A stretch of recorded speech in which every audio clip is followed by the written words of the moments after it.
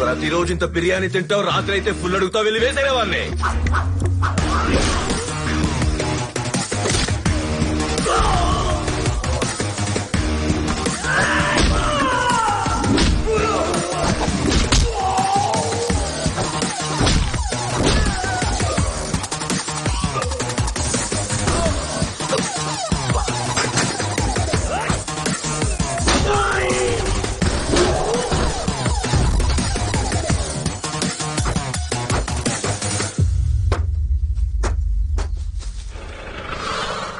రుక్మిణి ఎక్కువ.